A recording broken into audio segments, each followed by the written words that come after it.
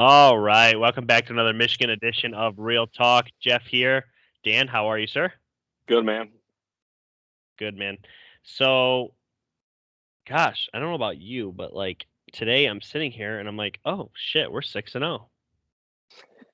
Like, is it just me or what does losing even feel like at this point? So, if you're listening here today and maybe you're watching on YouTube, I'm sitting on my big comfy couch. I've had some technical difficulties, but I got it all sorted out. But I kind of told Brad this earlier. I think that I like this as my new like location because I don't feel like I'm potting. I feel like I'm just chatting it up, There you go. you know.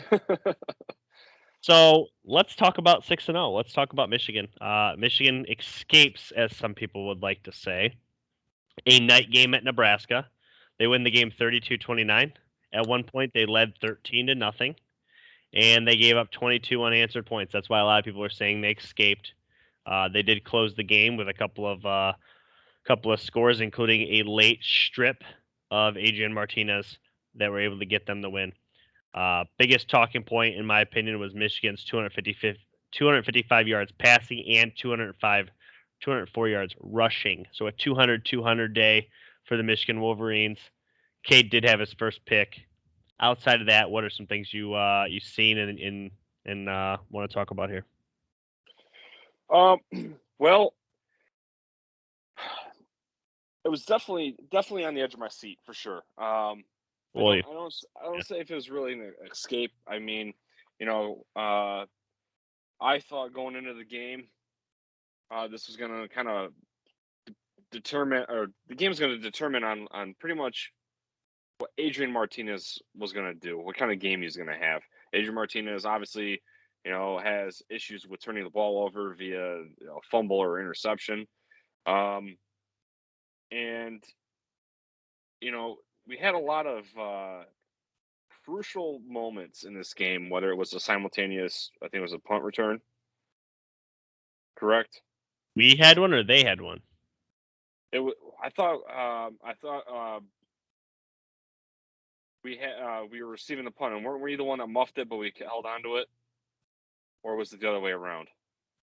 I Oh thought god, we were. I don't remember. I think there was a muffed punt. I think you're right. I just don't remember honestly. Okay, I think it was. I think we were receiving the punt, and it got juggled, and then the possession arrow was Michigan ball because when it's simultaneous, it goes to the receiving end, right? Yeah, And I think you're right. I don't have it in my notes, but yeah. what was driving me nuts is I couldn't find it on YouTube on any of the highlights, and so I mean, if I'm wrong, I'm wrong, but I feel like that was pretty huge. I remember talking about it with a Nebraska fan, so I feel like I'm pretty accurate there. Okay. Um, but Daxton Hill came up big again. Um, we've created 5 turnovers the last 2 weeks, got to this game, and you know, uh, I'm liking a lot of things. There's some glaring problems that should arise down the road that might hurt worse than what they did in this game, and we'll get to that later because one of them is my what I didn't like segment. Um, and the cool thing about this Michigan football team, or maybe not the cool, I don't want to say cool, but the hope of this team is when there's signs of adversity, it doesn't snowball. I've talked about it before, and I think it was in preseason preview. Michigan football teams in the past, especially last year, when one thing goes wrong, it's just a chain reaction. And uh, after Cade McNamara threw the interception, which was his first turnover in 2 seasons, um, Corum and the offense go right back down and respond after Nebraska got the touchdown. And I feel like if after that interception with Cade McNamara, Nebraska scores like they did, we get the ball back and then we go 3-and-out, or we fumble the ball, or we throw another pick. I just feel like something worse would have happened there. Um, but yeah, I'll toss it back to you, man. But those are just a couple things uh, that I like seeing, and I just feel like this is a better Michigan team, and I think Jim Harbaugh has got these boys playing at their peak right now. Yeah, there's so many things I can say on this game. So yeah, Cade Disdow's first pick. And truthfully, if I'm grading it on a scale of like 10 being his fault, 1 being somebody else's fault, it was probably a 7 or 8. I mean, it looked to be like more his fault than not. And he sailed the ball, which doesn't help. He was also sacked for the first time. Not that that's a huge ordeal, but there's a lot to say. I think a lot of people are going to look at this as an ugly win, and because of that, they're gonna harp on the fact that Michigan's maybe not so good. And then I really start to break down what constitutes an ugly win. So Nebraska, I think what is their record now as it states? I think they were 3-3, or Yeah, they were 3, right? So they're now 3-4 and 1-3 in Big Ten play. yeah, so now they're 3-4. So we beat them and dropped them underneath 500. So now they're a sub 500 team. So now it looks like we struggled against a sub 500 team on the road at night. If you're watching that game and you're watching Nebraska, first off, Nebraska Cornhusker fans packed the stadium. It was electric. I thought it was big time. Game 7:30 at night. The place was booming, and they came out pretty stagnant and gave us one quarter, but it was a hell of a quarter. They came out fighting. And it seemed like all of a sudden they looked like Ohio State. Like they were throwing some crazy screen plays that were going yard, and yeah, they were opening up the playbook in that second half. Ultimately, when you really start to look at this game and you look at Martinez's stats, he was 18 of 28, 291, 3 touchdowns, 1 pick, 1 sack. On the ground, he was 8 of 38 and a touchdown. I mean, did he play a good game? Yeah, I'd say so. I'd say he played a good game, but it wasn't enough to get a job done. And I think that's a lot that Michigan can take from because he played a good game. It's not like they. And Adrian Martinez has been in the system. Gosh, 4 years now. I think if it's. He's definitely either a junior or senior. Yeah, he's a 3-year captain. I know that. I mean, he's literally been there forever. So he's listed as a junior. Okay. Again, he's a 3-year captain. So this dude has all the respect of his teammates and played a hell of a game. And Scott Frost, you could see the frustration on his face at the end of this game where, they miss a field goal late, and then they get stripped late. Could they have beaten Michigan? Probably, but there's a lot to take from an ugly loss, and I'll ask you about those later. But I think ultimately Michigan is a team that showed that they can overcome being punched in the mouth. Mm-hmm. I think they can overcome playing sloppy because ultimately this was a sloppy game. Cade turned it over. He hasn't done that at all. They didn't get a lot of production out of the passing game. They were 22 of 38, which isn't. If you're going to throw it 38 times, you want a little bit more than 22 completions. But ultimately, I mean, 255 yards passing is not bad. They didn't have a 100-yard receiver, so they were really kind of throwing it all over the place. I thought the production was, again, no crazy story here. It's from the running backs. Haskins takes 21 carries, 123 and 2 touchdowns, and Corum 13 for 89 and the touchdown. So obviously, that's the core that we've been talking about each and every week on this podcast. We've been talking about Haskins and Corum and what they're able to do.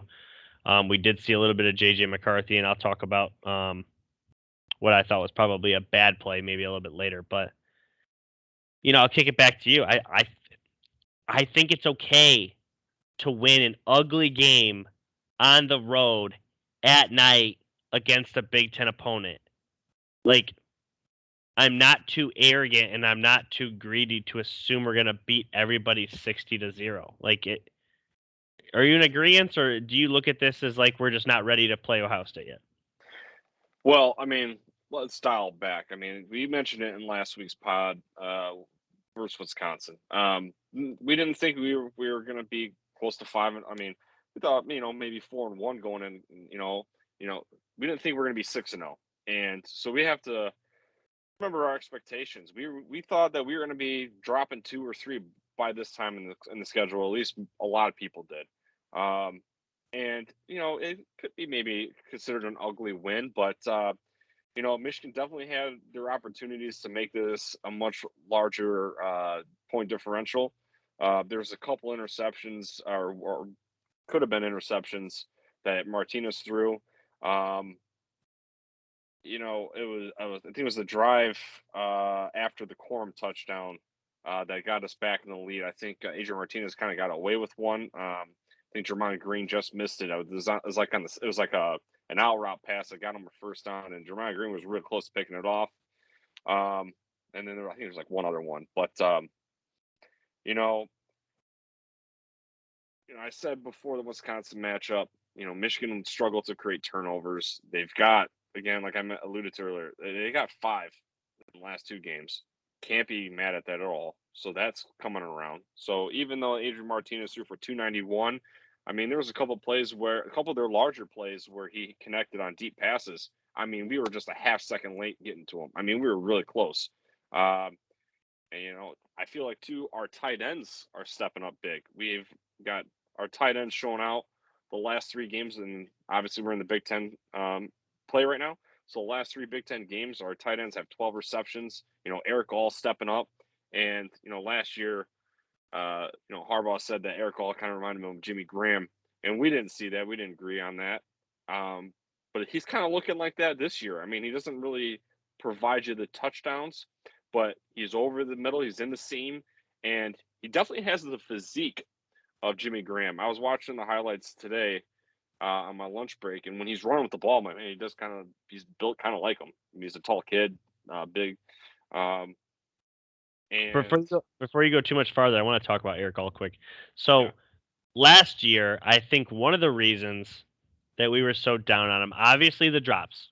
He dropped a ton of passes, especially early in the year before he started to settle in, right? And the fact that Harbaugh was praising him as if he was, this next up and coming tight end that's better than anybody we had on the roster at the time. And I mean, we also had Nick Eubanks, who had been a very good tight end. I wouldn't say he was elite, but he was a good tight end for us for a couple of years, right? So, and we had Jake Butt, and we've had pretty good tight end play over the last, I don't know, 10 years, right?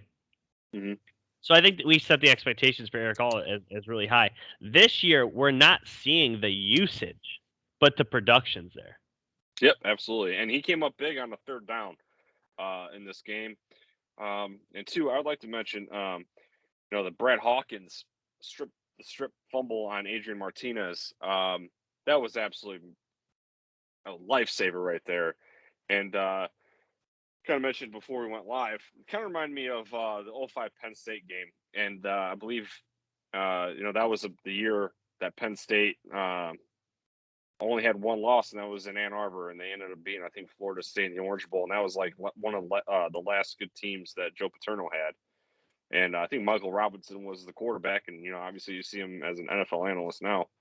But Chad Henne was running with the ball, and I think it was like still tied 10-10, and he was running up the middle, and Chad Henne was not a runner by any means, and the cornerback from Penn State just literally looked like he was going to tackle him, just stole the ball and then ran with it, took it to the house. That's kind of what it reminded me of. And the funny thing is Isaiah Hole, who's the beat writer for Michigan, tweeted out a thing where Adrian Martinez was said in the post-game press conference that the reason why he fumbled the ball is because he thought the play was over and he was just standing there.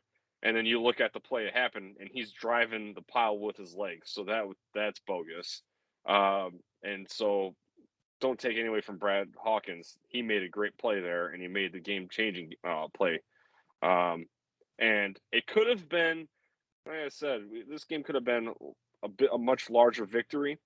But it also could have been a heartbreaker because when Nebraska got the ball and they had no timeouts, they had just over a minute left. I think it was on 2nd down or maybe 3rd down. Adrian Martinez missed a wide open tight end over the middle, and it kind of made your butthole pucker up a little bit because you're like, man, if you would have hit that tight end probably would have got the 1st down. And I think after that advancement, they were close to field goal range. But again, like we've been preaching all season, you can't be mad at a W, and especially a 6-0 record where we didn't think we could reach. I would 100% agree. I can't imagine being upset watching your team win. You know, the one thing as Michigan fans, you know, we don't, and a lot of, I would probably say, I'm just throwing a percentage out here, but I would say probably 70% of Michigan fans are also Lions fans. So there's no way you're taking wins for granted. Come on, Michigan, let's be serious here. So I'm honestly shocked at the disrespect that this team's getting for winning football games, and you know, there's some people that I talk to pretty regularly, whether it be Facebook or Twitter or, you know, text chat or whatever. But there's a lot of people that their only goal, and it's my goal too. So I want, and I know it's yours. So I'm not trying to like lose sight of it. But their only goal is to beat Ohio State. So every single week they think to themselves, this game wouldn't have beat Ohio State, so therefore it's a disappointment.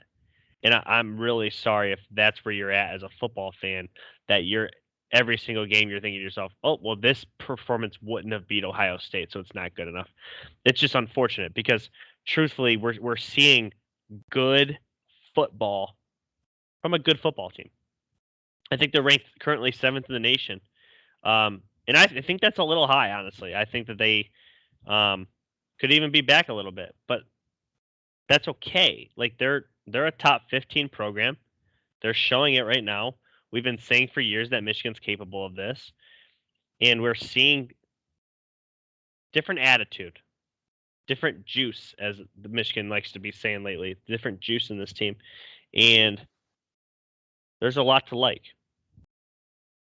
Let's talk about what you liked. What did you like this weekend? Well,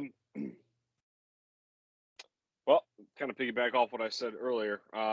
You know, creating the turnovers and not quitting when faced with adversity and being down on the scoreboard and avoiding the snowball effect. And part B of this is Jake Moody coming in the clutch, man. We finally got ourselves a reliable kicker full time. And he came up huge, man. When we needed him, he answered the bell. I don't know if you can see this. Jake Moody. Okay. Yep. You know, Jake Moody was an absolute dog. 4 for 4 from the field and 2 for 2 from extra points. 14 points. He scored basically 2 touchdowns for us. That's your kicker. Michigan's had solid kickers, and they've had poor kickers. You know, Harbaugh slept over a kid's house because he thought he was a good kicker. Jake Moody, dude, he's the best kicker Michigan's had in a long time. He is very good. He is very trustworthy. And part 2 of my liked, and it kind of goes along with what Jake Moody is. When this team's down, there's actually a little bit of belief that we can still win the game. And I'm not joking you. I Scout's honor, and I might have even texted it in the chat, but when Jake Moody went up there to kick the kick, I knew we were going to win. I just knew it was going through because he's been gold. And maybe there's going to come a time where he's going to miss the kick, but Jake Moody's been holy crap. I mean, it's funny that you also wrote it down because I'm just like Jake Moody. He's the GOAT. I mean, disliked. I'll go first here. You know, we talked last week about JJ and his usage, how neither of us really dig a 2-quarterback system, and neither of us really. It's not that we don't like JJ because we both like JJ and we're excited for JJ, but right now it's Cade's time. I absolutely not just disliked but hated in the fourth quarter on a 3rd down play, and this goes back to what I was talking about a couple weeks ago in the Wisconsin game. It's not using JJ. If you're going to use him, fine. It's where they use him. I don't understand some of the times that they decide to use him. Like, again, you've alluded that maybe they checked out of it, but you brought him in to hand the ball off, you know, against Wisconsin, and that brought Cade out of rhythm. Here in the deep into the fourth quarter, there's like a minute and 40 seconds to go. On 3rd and 6, they bring in JJ McCarthy. he runs a read and he loses 7 yards, and it's just I'm sorry, I hate the play call. Mm-hmm. I hate that you brought in JJ. I hate that you called a QB option there, and truthfully, it's a bad call. It's a bad Mm-hmm. play. It's not what Michigan needed at the time. If you're not committed to taking a shot at the end zone, then run it up the gut and let us kick the field goal. Otherwise, keep Cade in there and take a shot at the end zone. But again, if you're not committed to doing that because you don't want to turn the ball over, don't run a QB option with a freshman quarterback. Like, it's just stupid. I saw the play call and I immediately wrote it down in my notes. I'm like, this is dumb. Mm-hmm. We're being too cute. We're being way too cute. And truthfully, I mean, did I think we were going to lose the game? No. We're right there. Jake Moody was. I knew Jake could hit it, but it's like, what the hell? I like Mm-hmm. JJ. I'm not trying to sound like a JJ hater because I am not. I am the opposite of that. But it's not his time right now. Yep. I like. What'd you just like? I'm right there with you, man. I think last week we were 2 for 3 together on similar things here, but yeah, definitely that play specifically because it almost ended in a fumble, Yeah, and yeah, absolutely I did. mean, and I'm okay. I mean, like I obviously Like you said, we want one quarterback. I'm okay with it if it works. If it doesn't work and it looks sloppy, you're going to get grilled on it, and you're going to get asked that. The reporters are going to ask you about this in the press conference. Why? I think they dodged a bullet there. And as we get into the season, I mean, we're 3 games into the Big Ten season. McNamara's your starter, and if you start getting wishy washy with it now, it's going to hurt you. It's going to bite you in the ass. I Yeah, just do not understand that at all. And granted, when JJ McCarthy has looked good, it's with his arm. It's not necessarily been blazing speed, Denard Robinson style to the outside touchdown.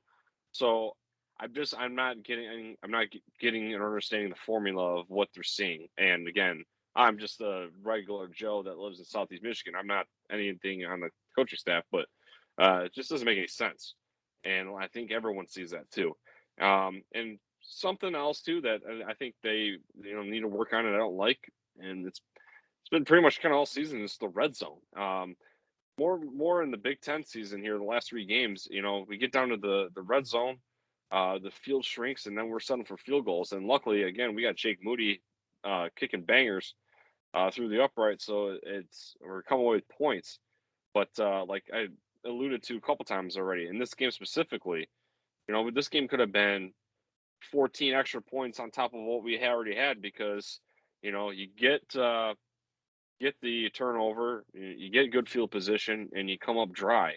I know on one possession though, I think it was the second one, we scored twice and they called it back because the knee was down before the goal line. So whatever, you got backed up. But yeah, those 2 things I think need to really get worked on, converting and less of this nonsense in clutch time. yeah, yeah. Again, it's not that JJ's being used, even though I disagree with it.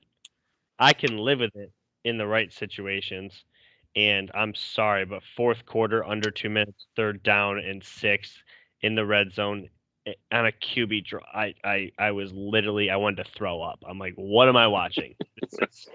Because if had it ended in a disaster, I would not have blamed JJ. He's a freshman on the road in a hostile environment in a tight game. I expect you to turn the ball over. The fact that he didn't, I was shocked. It's hardball that I'm like, what are you doing? Like Mm-hmm. I'm turning the corner on you. There's a lot of people that haven't, and this is not the way to do it. But again, I think you nailed it on the head. If you're gonna bring him in, it needs to be buttoned up. It needs to work. There's no excuses. It can't be a -7 yard crunch time draw Yeah. play. I'm sorry, I can't. It needs to be effective. Me and Brad were talking about extra points earlier and why coaches don't go for 2 more often. Well, because when they go for a field goal, when it's missed, whose fault is it? The kickers.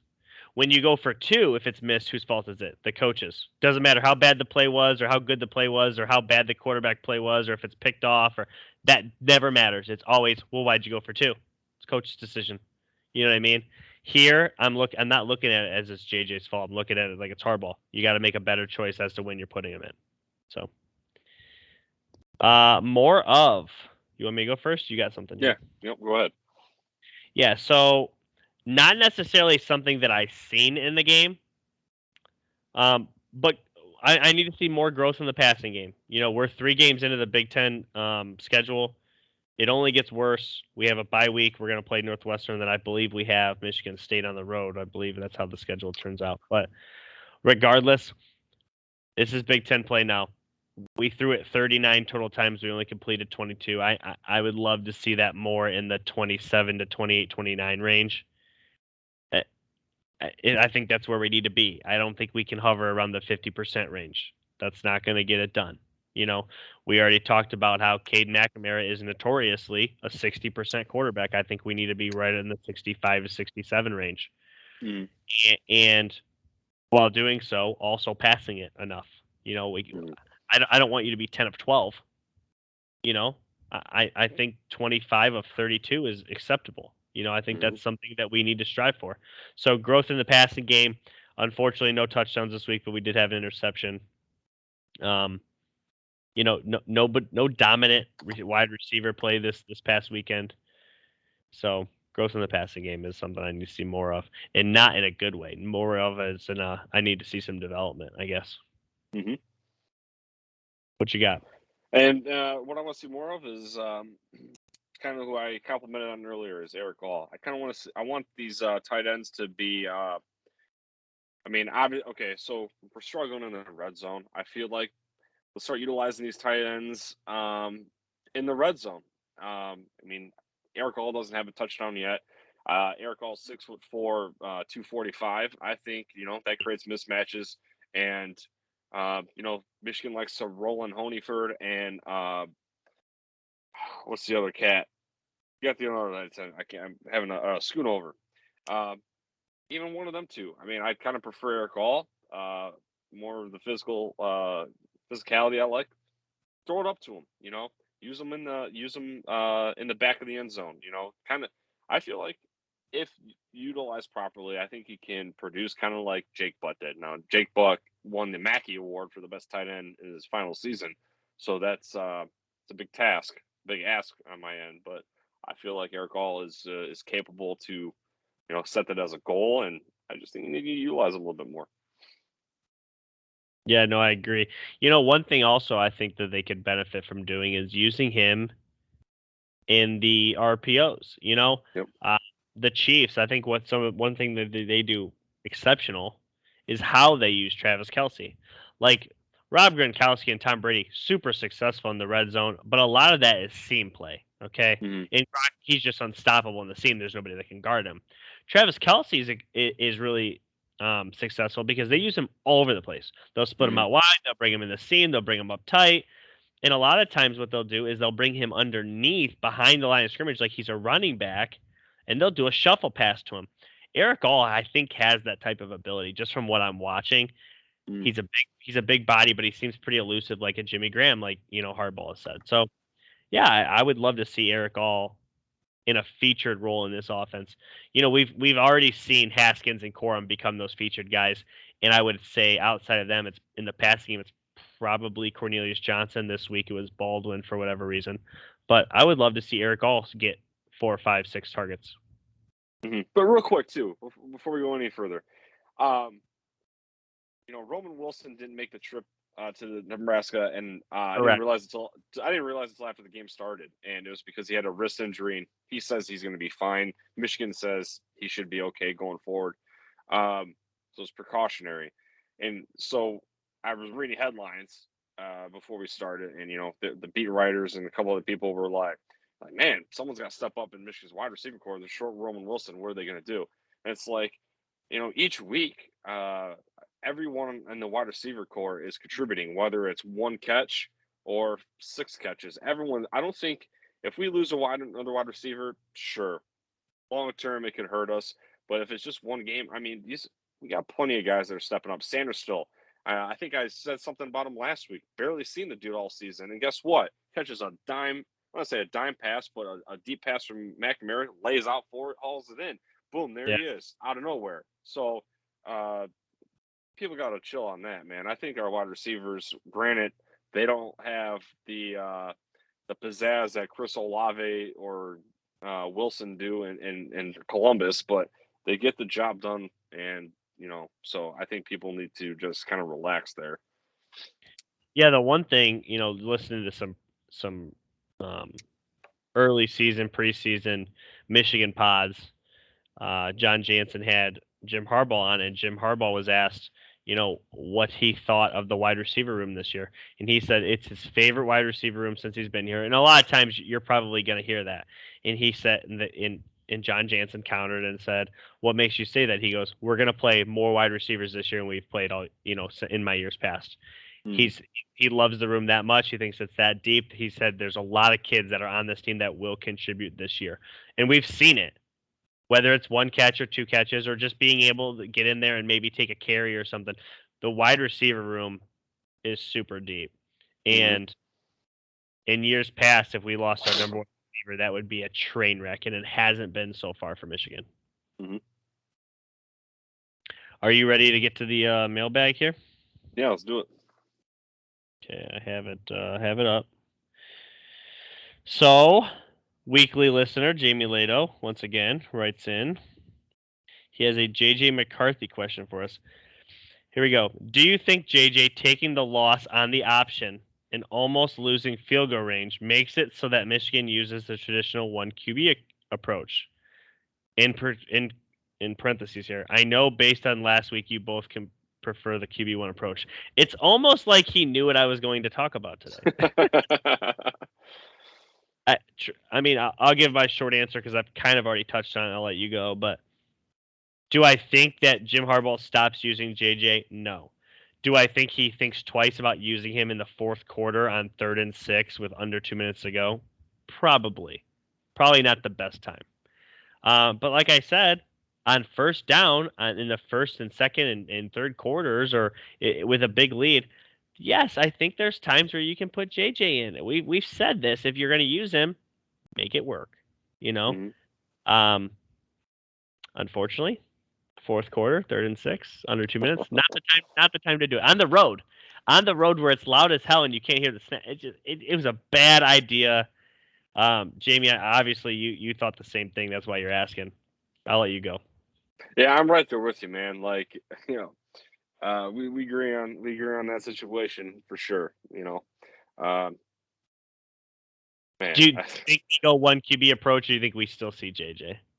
I still think we'll see JJ, but probably not with a minute left and the game on the line. Yeah. Poor call there. I have a couple questions / discussions here. Just some notes that I took over the weekend from what I would consider a pretty busy college football weekend. I thought there was a lot of big games and a lot of talking points here. Did not want to change the channel on Saturday. I mean, even hell, last night with the Ravens game, like he did not want to change the channel. It was crazy. Truly a fantastic football weekend. But the first question I have for you, and it's kind of like we'll just see where this goes. Xavier Worthy. Obviously, you know who that is, right? Texas wide receiver. Former Michigan recruit. Yep. He committed to going to Michigan, and he left because of grades. He wasn't going to be able to attend there because his grades weren't good enough, right? Am I on to something? So, are you aware of what his current stats are at Texas right now? Looking at him right now. I have in front of me 24 catches, 514 yards, and 6 touchdowns. Yep. This past weekend, in a rivalry game against Oklahoma, he went nuts. 9 catches for 261 and 2 touchdowns. Do you think, I guess I have a two-parter here. Is this a kid that obviously would have played for Michigan right away and put us over the top, right? I mean, it's hard to say. I mean, again, we're deep already. Who knows if he would have separated himself, man. Of course, I mean, it's nice to see him to go nuclear, but I mean, when it comes to grades at U of M, man, I don't necessarily agree with them. We kind of lost out on DeMar Dorsey with Rich Rod because of grades. I mean, it is what it is. That's kind of why I brought this up. So the grades thing, obviously, and everybody's out here holding Michigan to the standard of an Alabama or Ohio State, mostly Ohio State. Is it possible to be on that same standard if our standards aren't the same? I mean, that's $1 million question, right? Because Jim Harbaugh was at Stanford, and I mean, look what he did there, and look at Pat Fitzgerald at Northwestern. So yeah, I mean, obviously, if you get, But none of those guys have accomplished anything. I understand that, Harbaugh but didn't accomplish anything at Stanford, and Pat Fitzgerald hasn't accomplished anything at Northwestern. I understand that, but what we can all agree on is Pat Fitzgerald's a phenomenal coach and does a great job with what he has because of the academics. And Absolutely. Jim Harbaugh did the same at Stanford. Now, when it comes to Michigan, people get a little short-sighted with that because Michigan has been around forever. They've been consistently, I guess, haters gonna hate if they want to, but we've been consistently successful in, uh, you know, our records for so long. Um, I mean, I still think we can get held to the same standards, yes, with Michigan, and that's me maybe being a little hypocritical. I mean, I'm being short-sighted, I said, but you have all the resources, and let's be honest. I mean, I mean, how many times do we turn away recruits? It happens. Look at that, 2 times in 15 years. I mean, for that we can remember right off the top of our head. So, yeah, whatever. Well, there's some other ones too. Like Kareem Walker made the team, but could never get on the field because of grades. So there's been other ones too that are lower cases, obviously. But Kareem Walker was a 5-star, correct? Yeah, and I mean, haven't really heard from him. I mean, I don't know if he's even on plane, is he? Truthfully, I have no idea. I think he went to some lower Florida college, and I mean, I don't know. Best of luck to him if he's still playing out there somewhere, but I doubt he is. I mean, he's been removed from college for, I would assume, a long time now. But this bar that's set that we're talking about, I don't think it's ever going to go away. So It's never whether that Michigan. so No, it's college. so yeah, I guess it puts that Michigan at a little disadvantage, I guess, because we've talked about before. When I asked you, will Miami ever be good again? And Miami, the Hurricanes' peak in the '90s were because who they were recruiting, the guys that had baggage. And Urban Meyer was been phenomenal in Florida because he had baggage. The guy's going to carry a 9mm on the weekends at post football game, but on the football field is going to be a Heisman Trophy candidate. So Or a killer and I'm tight not killer tight end, man. You know, uh, Michigan's had some of their I mean, grades set aside. I mean, some Michigan football players have made some bad choices off the field. Yes, Frank Clark. it happens everywhere. It happens everywhere. Absolutely, but yeah, Michigan's always going to be maybe a little disadvantaged, behind because of that. Yeah. Another one here. Ugly wins. There's no such thing as a pretty loss, right? Absolutely. What's your take on ugly wins? Obviously, not every single week, but I think they help build some character. And ultimately, I don't know anybody that would take a pretty loss over an ugly win. Yeah, exactly. You don't want to lose pretty. And the perfect example is when Michigan came runner up to Louisville in the national championship in basketball. That was a pretty loss. Michigan should have won that game. All these years later, I'm still pissed. I'm still salty about it. So you can throw that out the window. With the ugly wins, man, you got to go game by game. And again, I've said it before. You said it before. We're going to be 10 years down the road and we're not going to look back and we're not, I mean, maybe we'll bring up some points of the game, I guess, maybe, but like, we're not going to, be like, this should be a half a W. I don't know, man. It is what it is, man. You gotta play that game the way it's being played, man. And any given Sunday, Obviously, we've seen in the NFL games come down to the very end. I mean, you got to fight tooth and nail, and nothing's going to be for granted. Yeah, I'm with you. I just think that people have completely lost sight of how hard it is to win football games, and they just assume that your elite teams, so to speak, are always going to blow teams out. And ask Alabama how that goes.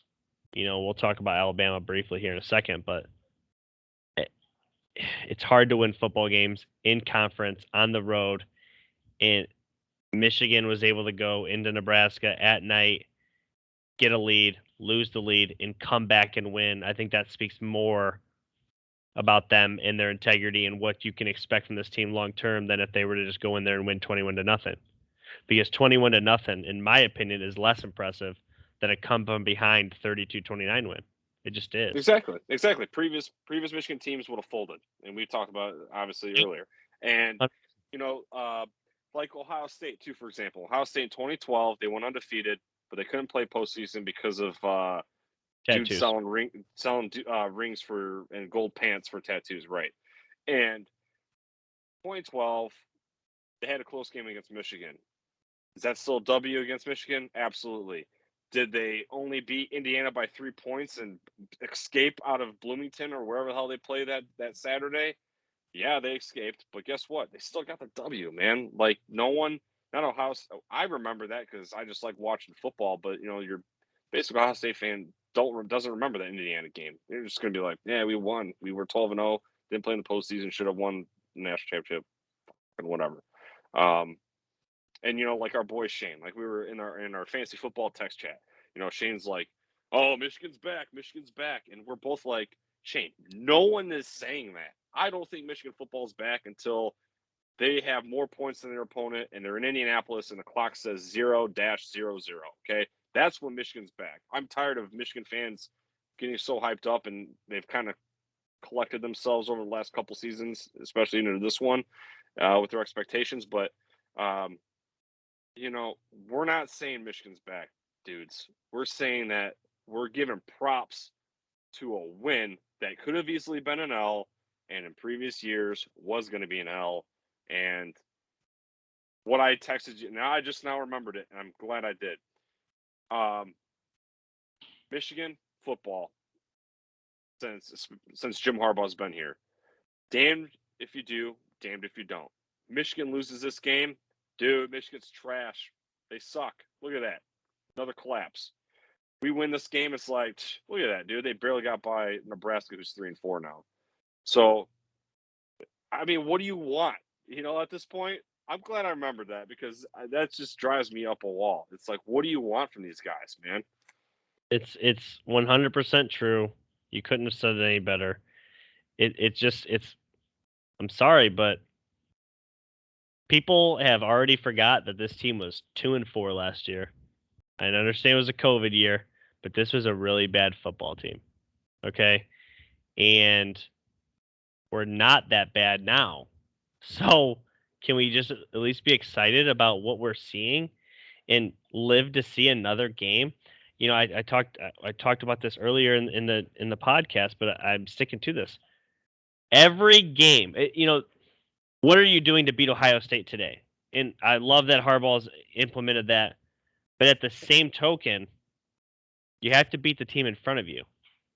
And, I posted this on Facebook, and I mean this. If you lose to every team you play but beat Ohio State, you're not better. You're not a better football team. That means nothing.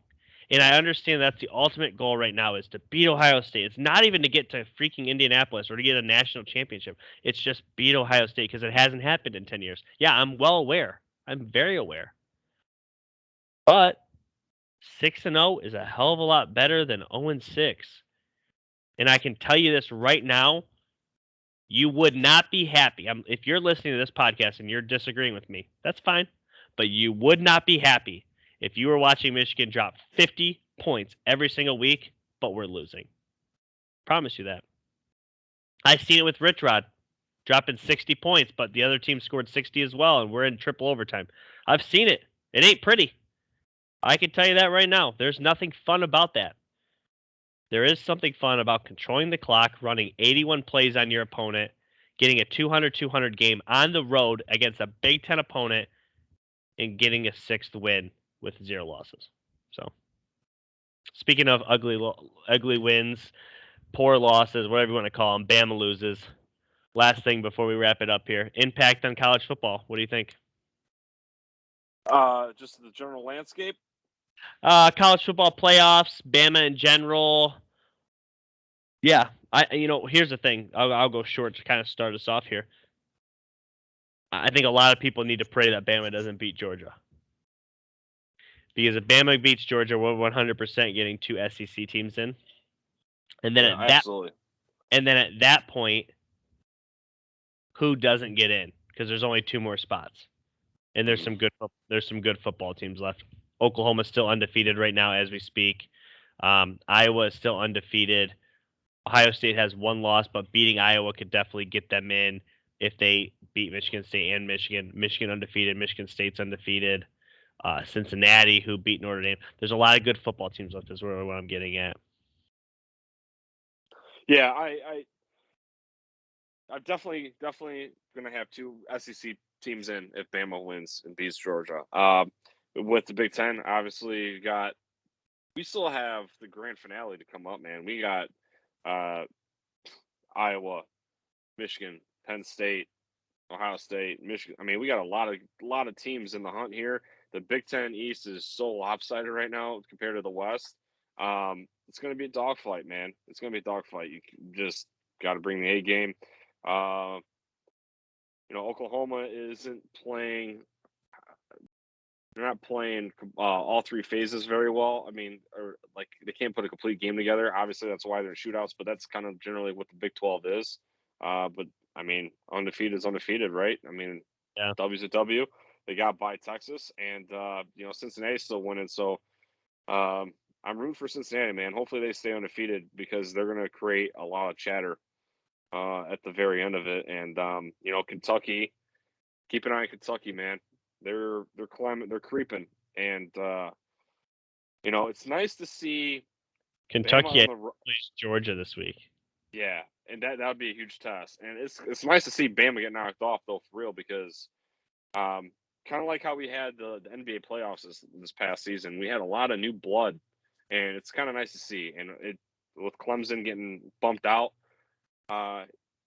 just for the health of college football in general, man, you want to see other same 4 teams every year. It gets boring. Maybe not necessarily boring, but it just gets watered down. And so it's hopefully Bama and Clemson stay the hell away, because I want to see some new people get in there and make it happen. No, I'm with you. Kentucky goes on the road to Georgia today, this Saturday. Michigan's not going to play, so we'll talk about some other big games. But Georgia's favored by 3 scores. And Kentucky's undefeated, number 11 in the country, 6-0. Cincinnati playing UCF this weekend. UCF is a pretty respectable college. Just a couple years ago, they were going undefeated. They're favored by 3 scores. So, Michigan State on the road at Indiana. Indiana isn't really anything to really write home about right now. They're favored by just shy of a score. So, a lot of big games. We'll be back next week. We will talk about the upcoming Northwestern game. We won't have anything to preview, but we'll talk about some storylines heading into the game, and yeah, hopefully get a big mailbag for you guys too.